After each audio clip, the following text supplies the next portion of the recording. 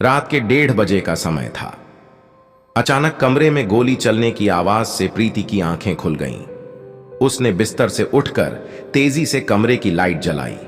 देखा कि मोहल्ले का ही युवक स्वप्निल छत से कूदकर भाग रहा था, जबकि गली में अंकित खड़ा था। बिस्तर पर प्रीति का पति सुमेर सिंह उर्फ बॉबी के सिर से खून बह रहा था। इस दौरान प्रीति द्वारा शोर मचाए जाने पर मोहल्ले के कुछ लोग अपने घरों से निकलकर बॉबी के घर के बाहर जमा हो गए।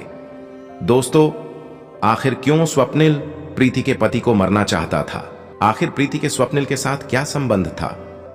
सारे प्रश्न का उत्तर मिल जाएगा। वीडियो अंत तक सुने और देखें। आगे घटना की जानकारी होते ही लोगों ने पुलिस को सूचना दी। सूचना मिलते ही थाना शाहगंज के एसएचओ जसवीर सिंह सिरोही मई पुलिस टीम के घटनास्थल पर पहुंच गए। पुलिस बॉबी को एसएन मेडिकल कॉलेज लेकर पहुंची, जहां उसकी मौत हो गई। आरोपी युवक की भागते समय कैप और बेल्ट गली में ही गिर गई थी।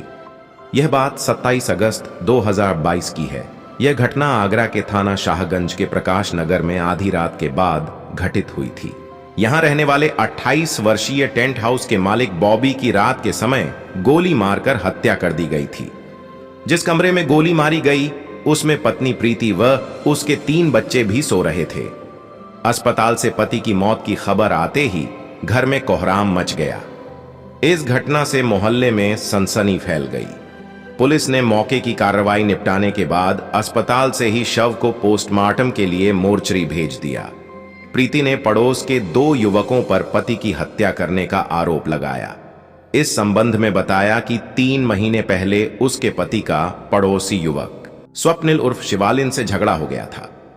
शराब के नशे में युवक ने बदतमीजी कर दी थी। इस पर पति से उसकी हाथापाई हो गई। किराए के मकान में पत्नी प्रीति 2 बेटियों और बेटे के साथ रह रहा था। घर वालों के अनुसार बॉबी पहले जूता कारखाने में काम करता था। कुछ महीने पहले ही उसने टेंट का काम शुरू किया था, जो अच्छा चल रहा था।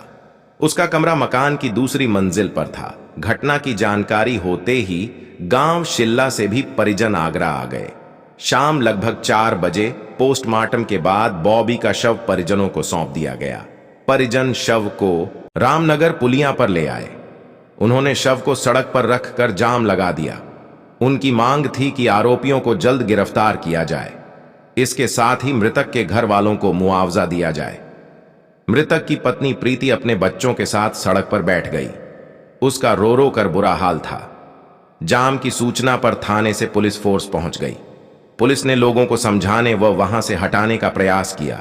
इस पर लोग भड़क गए और पुलिस के साथ खींचतान होने लगी। 1 घंटे बाद जब लोग नहीं माने तो पुलिस ने लाठियां फटकार कर सभी को हटाया। इसके बाद ही परिजन शव को लेकर अंतिम संस्कार के लिए गांव चले गए थे। दोस्तों, आप लोग ऐसी खबर सुनना पसंद करते हैं तो आप कमेंट करें और हमारे चैनल को सब्सक्राइब करें। धन्यवाद।